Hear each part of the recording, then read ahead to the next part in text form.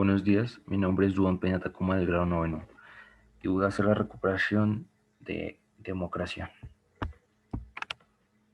Empecemos con un poco de historia de lo que fue derechos humanos.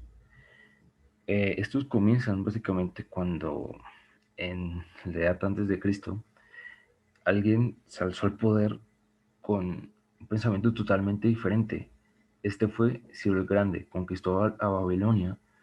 Y él tenía el pensamiento de que todos éramos iguales, sin importar de dónde éramos, sin importar que eras indios, sin importar que eras eh, judío, sin importar que eras de donde fueras. Y básicamente, sin importar la religión, sin importar nada, él decía que todos éramos iguales. Y esas palabras se escribieron en un monumento llamado Cilindro de Ciro. Pero cuando él murió, hubieron muchas personas las cuales querían derrocar eso. Pero luego, con la llegada de la Revolución Francesa, esto cambió porque se estaba luchando por los derechos humanos. Y esto básicamente desenvolvió en muchas batallas contra los reyes, que no les convenía esto para nada. Literal, si un rey podía hacer lo que quiera, si podía matar al quien quisiera, ya no podía hacerlo. Entonces, al final ganamos esas batallas, las cuales no nos dejaban ser libres, no nos dejábamos hacer quien somos. Entonces, al final de que ganamos estas batallas después de la Revolución Francesa, estos derechos solo se dieron en Europa, solo en Europa, cuando en 1915 Mahatma Gandhi, un hindú abogado, decidió expandir estos derechos a todo el mundo. Le costó mucho tiempo y en pleno tiempo estaba la Primera y la Segunda Guerra Mundial, pero lo logró hacerlo. Al terminar la Segunda Guerra Mundial, los países se unieron y básicamente crearon lo que es las Naciones Unidas.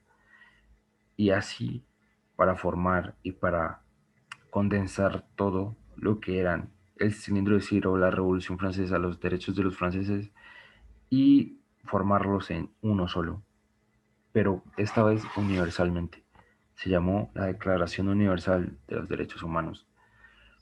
Y sí, es verdad, todos tenemos el derecho a la nacionalidad, el derecho a comer, el derecho a una vivienda digna, el derecho básicamente a vivir, el derecho a un juicio, pero el derecho al estudio, pero estos ya sabemos que no se cumplen en todos los casos. Por ejemplo, como miles de personas le falta el agua que es algo tan vital y algo tan humano.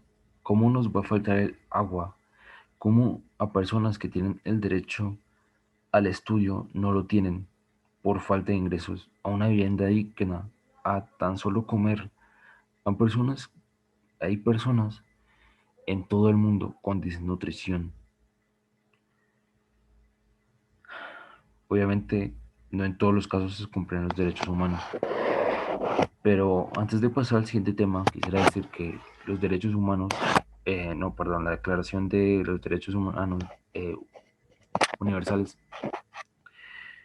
fueron tomados por cada país y así formar los derechos de cada uno. Por ejemplo, la República de Colombia formó un montón de derechos de esos, de los derechos universales.